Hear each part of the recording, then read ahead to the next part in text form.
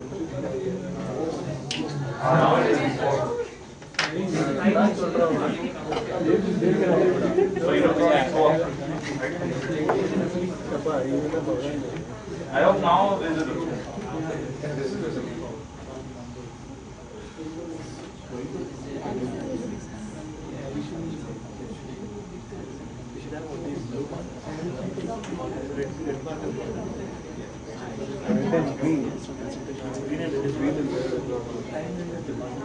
We got the course with the color principle.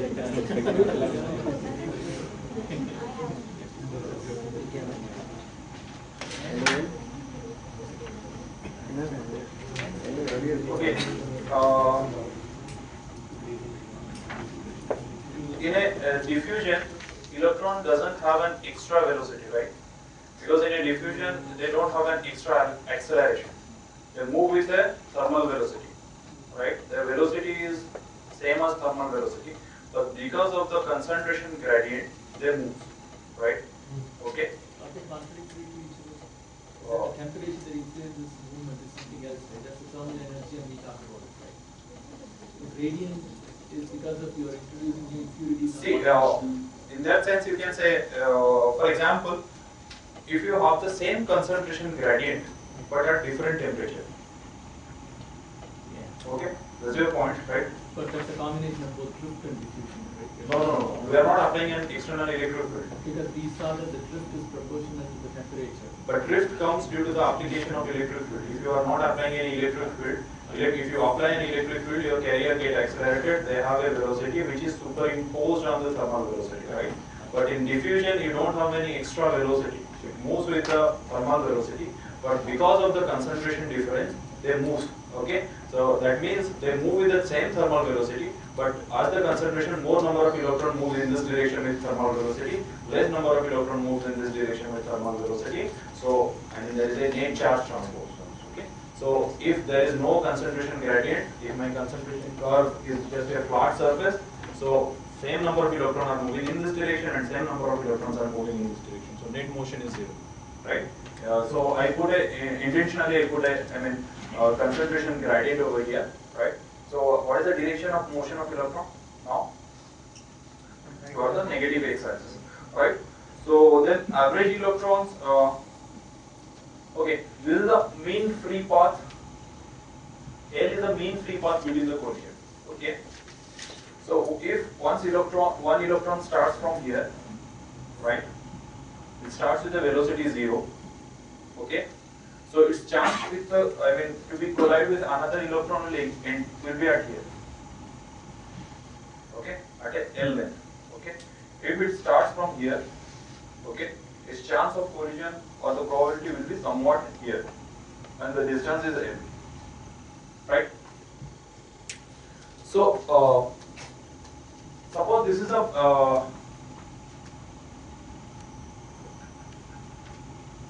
so I can say all these electrons in this area, right? In this area, okay. If they move in that direction, okay. So all these electrons has the ability to cross this line before they collide, right? Getting my point? If all these electrons are moving in that direction, okay, then all these electrons within this area will cross this barrier at 0 axis, x is equal to 0 axis, not a barrier, this line. Fine? Okay. If all these electrons sitting here, they are moving in this direction, then within this length, okay, whatever may be the number of carriers, then they will cross this barrier. Okay. Now my job is to find out how many carriers are crossing in this direction and how many carriers are crossing in this direction. Right? If I find out how many carriers are crossing in this direction and in that direction and the net carrier which is dominated, obviously here in this direction the number of carriers will be more, so net motion will be in this direction, right? So once we find out the number of electrons are moving in this direction, okay, I know the area, okay, I know the charge, I can find out the current density. Okay? And here we are not applying any electric.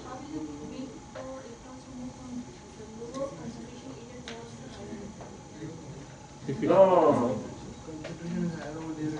This is a thermal motion. Okay, the carriers are not rest here. Please get my point over here. Here the carriers are in thermal motion. Okay, so they move in a random way. Okay, they suppose your approximation is that whatever may be the number of carriers. Suppose there are n2 number of carriers in this area. Suppose there is area 1, this is area 2. N1 number of carriers exist in this area and N2 number of electrons exist in this area. Right? Suppose we take the probability that half of the electron, as it is a one-dimensional structure, as I said, so the direction of motion is either in this direction or either in this direction, or inward or upward the both, right? So if we take the probability that half of the carrier move in this direction, half of the carrier move in this direction, right? So N1 by 2 number of carriers will move in this direction, N1 by 2 number of carriers will move this direction, right? So as my area is taken as the, mean free path or mean free length between the two collisions. So all these N1 by 2 electrons will cross this line. Agree? Before they, interact with another electron or collide with another electron, right? Okay. Similarly, all N2 by 2 electrons are moving in this direction and moving in that direction, right? Fine. So N2 by 2 electron, those who are existing in this area, so they have a chance to cross this line. Fine. Okay.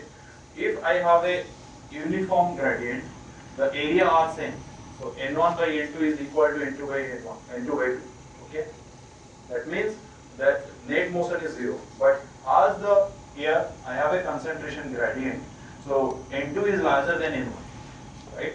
So there is a chance that N2 minus N1 by 2 number of electrons can move in this direction, right? You are not applying an external field. Still they are moving with a thermal velocity, but as the more number of electrons exist on that side, so more number of electrons will move into this direction. So we have a net transfer of charge carriers. So will the branch will reach? They will reach when the concentration gradient is flattened. Okay. Just like water is moving from a, if you connect two buckets, right? One is full of water and one is empty bucket. They will just balance each other. Okay. When you study, can you picture what is the shape of the Fermi level here?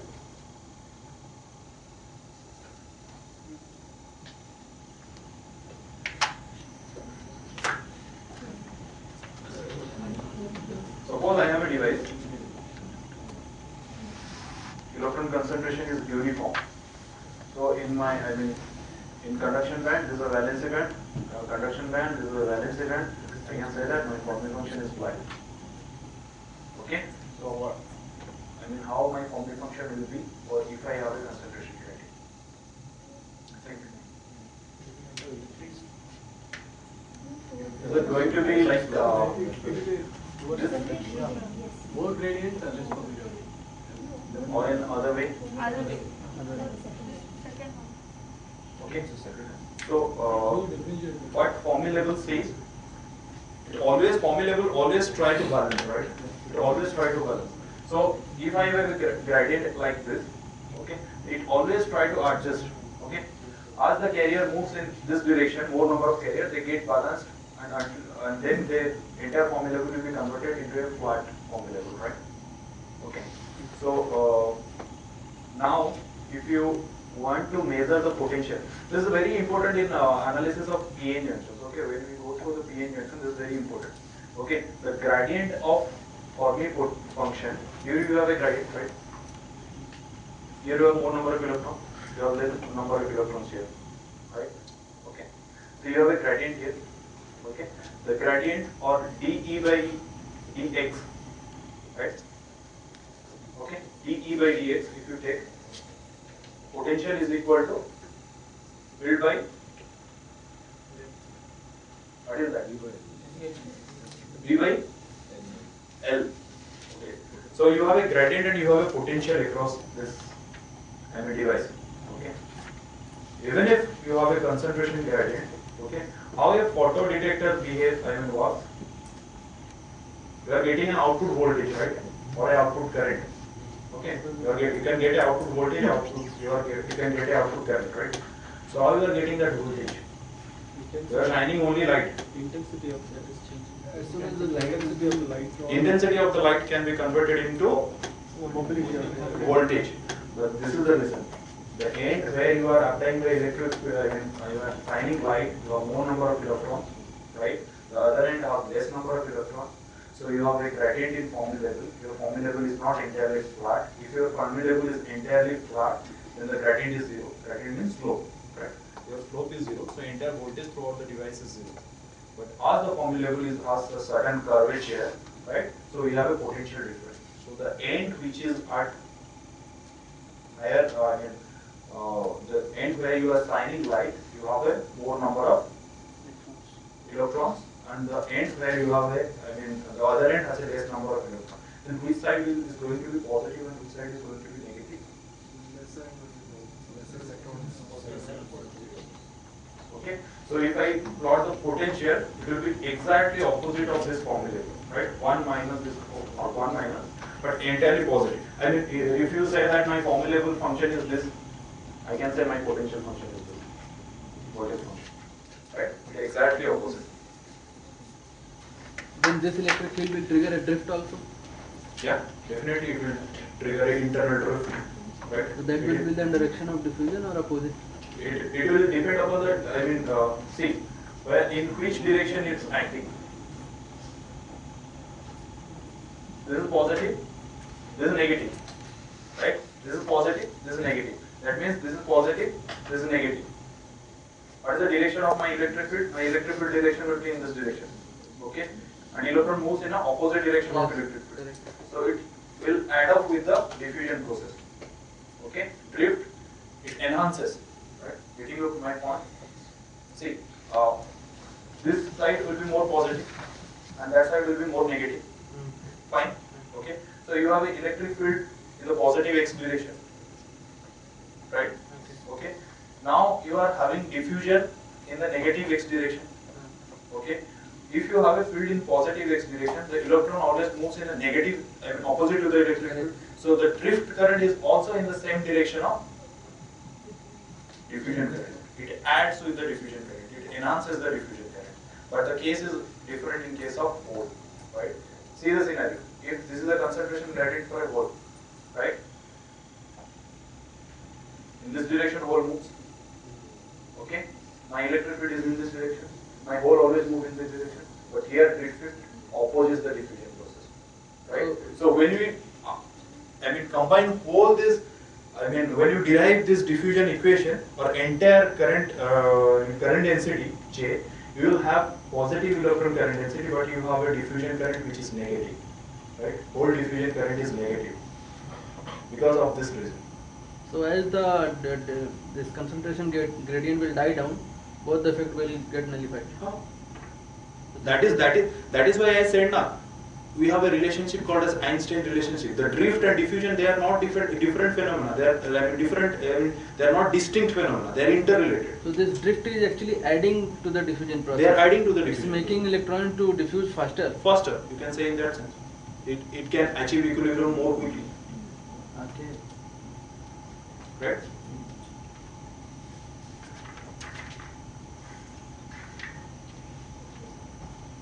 So just another question. So in this case, even if I don't apply any battery to the some semiconductor material and I try to capture the current, will I get any current? But you have to provide, how to generate this concentration gradient. You are shining light. Semiconductor is not in equilibrium now. Semiconductor is out of equilibrium. It's on quasi-equilibrium. In an equilibrium, semiconductor has no meaning. You can't use it as a device, or you can't generate a voltage or a current. You have to, supply some external source. Here you are providing light as an external source. It generates carrier, so you have a concentration gradient, so electron transport, you are getting a potential. This is a photodiode or photodetector. Yeah, this is the same as photodiode. Okay.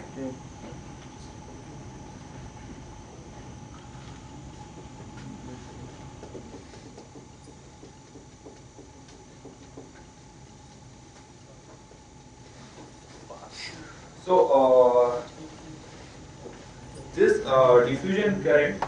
So you have a feel for diffusion, okay? Okay, by hole diffusion, for example, hole moves in this direction, right? Holes are positive charge case.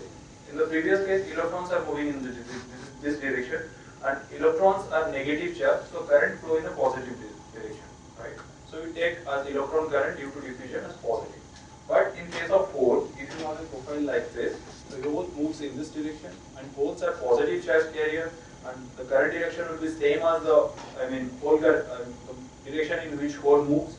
So we have a negative current for hole diffusion, right? So I can write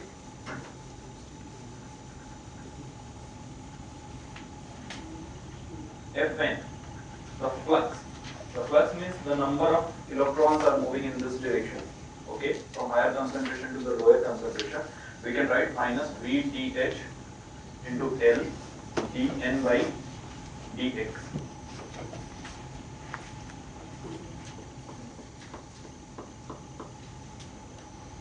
Right? I can write. Your L is the mean free time between the collision, and VTH is the thermal velocity.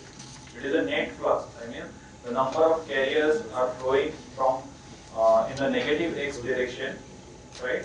The number of carriers are moving in a negative x direction per centimeter square, right? Here you are taking the one-dimensional structure, so it is per centimeter, right?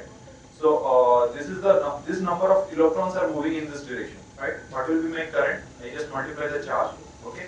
So my charge will be Jn will be Q into VTH. This is Q has a negative charge. It will take care of this negative charge.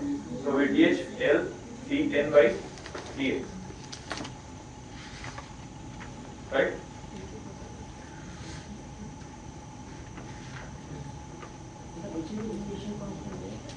Oh, I will go through.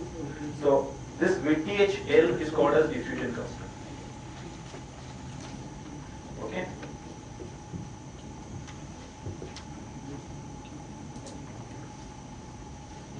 What will be the unit of diffusion coefficient? Find it out.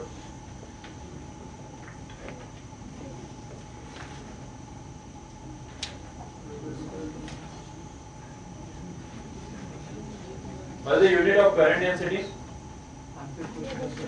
And ampere per centimeter square, right? So what will be the unit of diffusion coefficient? Volt. VTHL is dN. Okay, VTHL. VTH is thermal velocity. So forget about thermal velocity. You have to find out what is the unit of dN. Diffusion coefficient. D. Huh? 1 by VT. I am asking the unit.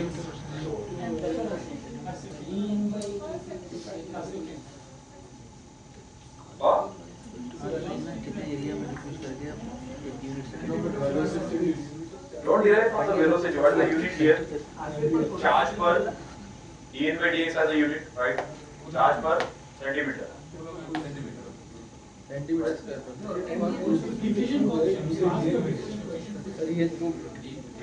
Don't go through that. I mean, they have also a different unit, right? Okay. VTHL, what is the unit? Velocity is centimeter per second. L is centimeter square by second. That is what I am asking. You are getting the same unit like VTHL or not? You can get, by reversing to this side, you can get the same unit for diffusion. Centimeter square per second. This dN is VTH into L, right? Only VTH. dN is equal to VTH, thermal velocity into mean free path between the collision. VTH into L.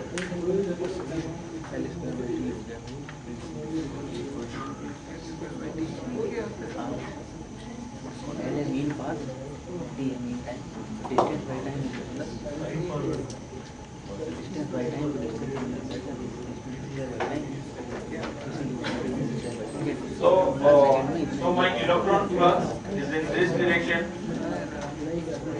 So my current will be in this direction, right? Okay. So if I take,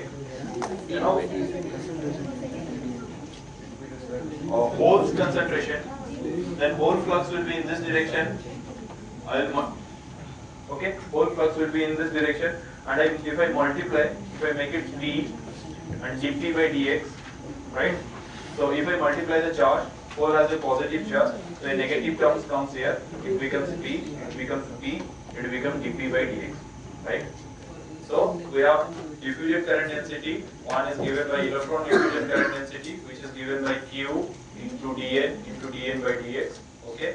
It is in the direction, okay, it is a positive quantity, and for the whole diffusion we can give it by minus q into dp by dx, right? It is an opposite direction, okay?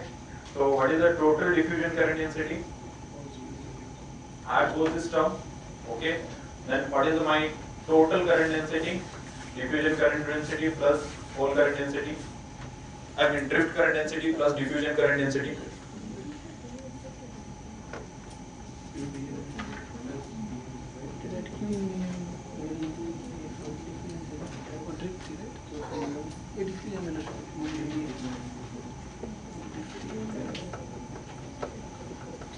This plus j. Okay, so I can write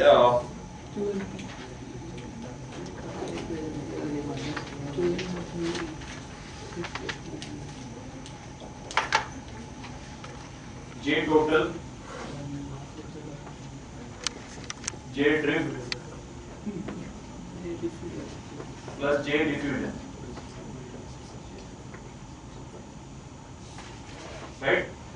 J drift is equal to Q into mu n plus mu p into electric field, right?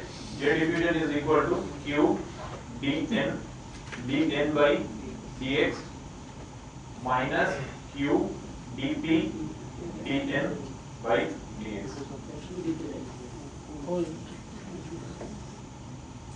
This is the equation you have to remember. It entirely describes all the dynamics within a device, right? When we are applying a electric field, this term is dominated. When we are applying or shining light, this term is dominated. But for each individual application, you will find that, for example, you are considering a n type of semiconductor. So entire three terms you can neglect. Diffusion holes can neglect. Diffusion and drift, right? So you have two expressions, this and this, right? Suppose assume that you are supplying a voltage. Okay, you are not, shining light, right? If you are supplying a voltage, then I can neglect this term also. So I have only one term, Qn mu n into E. Okay. Suppose now I am not applying a voltage. Okay, I am shining light or somehow there is some concentration gradient. Then entire term becomes zero. Only this term will be there. So a particular application device, you no need to bother about all these four terms. You will find that when you analyze the device, most of the terms get cancelled and you will find only one term. Right? Either diffusion, either drift, either hole, either electron. Right? The last term is dp by dx. Sorry, dp by dx. So does it mean that even if you consider that mu and mu p are equal, into the same amount of concentration of P and N, the whole current will always be less because it is in opposite direction, drift and diffusion? Getting my question? What I am saying is, because of different mu and mu p will have different current for electron. For the time being, we consider that mu is equal to mu p. Okay. And if we take two samples, one is N, another is P, then in P sample we will always have less current, even for equal amount of concentration of N in the N sample. I am not getting you exactly. Suppose, for example, mobility of electron and holes are same. Okay. Right? You are saying. So, Then after so that, in case of N sample, for an N sample, yeah, okay. N type of semiconductor, drift and diffusion current are in the same direction. So they will always add up. In case of hole, they are in opposite direction. Right. So what I am saying, if take two sample, one N sample, one P sample, and we put equal amount of N and P in both, then in P sample we always have less current compared to N sample. Because diffusion and drift are in opposite direction. Okay, I got you. So if you have two different samples, one is N type, one is P type, and you are applying a voltage, Yeah. okay? Yes. So as the diffusion and electrons are different, the current will be different. Yeah. Right? Yeah. You are saying that. Yeah, because absolutely, in whole, absolutely. it is an Absolutely, it's opposite. that is one of the reason why the PMOS devices are not that much preferred. Before, in terms of if you say mobility is same, this is the answer. If you say mobility is different, this is the answer also. Right? So even Mobility if- different is also an answer. Even if we take aside the mobility factor, even then also we are seeing that the current is always less in Less. P type of semiconductor. It is. Okay. Okay. So this is the entire equation. I mean, this is the total current equation. If you have given a device, okay, how you analyze the device. Suppose I said that suppose you have the N type of device, you shine a light with this frequency. Okay. If you know the frequency, you can find out the energy of a photon. Right. So if I said that this is the N type of device with a band gap like this, you can find out what is the number of carriers. Okay. Once you find out the carriers, if it is, suppose this is a semiconductor device, you are finding out this is you are shining light in this end. Okay. So the number of carriers you find out here. Okay. So at this end, I am assuming that this is long enough. So at this end, I have suppose this is an intrinsic carrier, right? I am not considering about extrinsic carrier. Okay. So when you are not shining light, electron concentration is, electron and hole concentration are same, right? So when you are shining light in this end, so you have higher electron concentration here, so it will diffuse here. So you have to write out the dynamics, how it is going to behave. You know the carrier concentration, right? If you know the carrier concentration and if you know the diffusion coefficient, okay, Dn, the entire dynamics or the J total can be known by that formula, Q into Dn into Dn by dx. You can neglect all other terms, right? Okay. But you are considering whole or intrinsic carrier, so you have to consider the minus Q dp term also, both the electron and hole diffusion, right? If it is an N type of semiconductor, you have only single term, that Q into Dn, Dn by dx, right? If it is a P type of semiconductor, you have only that minus Q into dp by dx, right? So this is a question for your test, right? Shine light, you have to find out the concentration of electrons at this end, you have to find out what the current density. Once you find out the current density, you know the dimension has been given, right? This is the length, this is the width, thickness and width, everything is given. To find out the area, to multiply the current density, you will find the current through the device, right? Similarly, if I apply a voltage here, okay, I can find out if this is where is that gate guy? Still absent, okay, fine.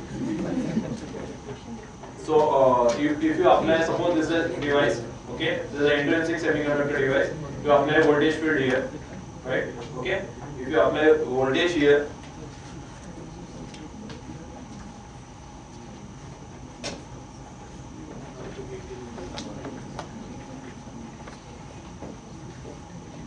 okay, this is V, this is L, okay, so if you apply a potential like this, you have an electric field, right? You have a uniform electric field is given by V by L, right? If you have a uniform electric field and it is an intrinsic semiconductor, then you have to take all this term, Q into mu n first term, right? If it is an N type of device, you neglect that P term, okay? Forget about diffusion, right? You have to consider about drift part, right? You can find out from the electric field, you can find out the current density. Once you find out the current density, you can find out current by multiplying the dimension. Okay, this is the job you have to check whether it satisfies Ohm's law or not. Okay, you can how to find out the resistance of the semiconductor material. Rho L by L. What is the resistivity? Resistivity. Resistance is rho L by 1 by sigma. Sigma is equal to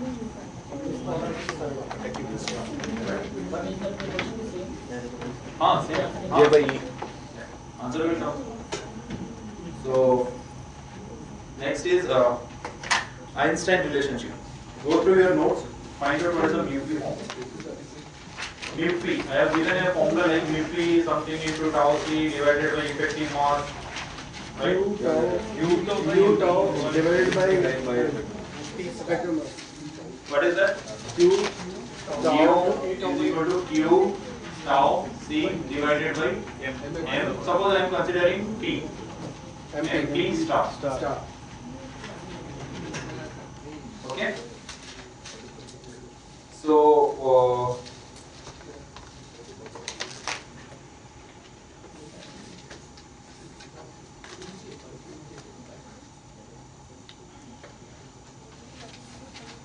So what is the diffusion coefficient? VTH into L, right?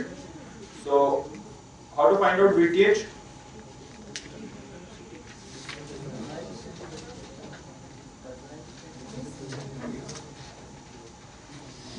Write down half mv square, half mv square,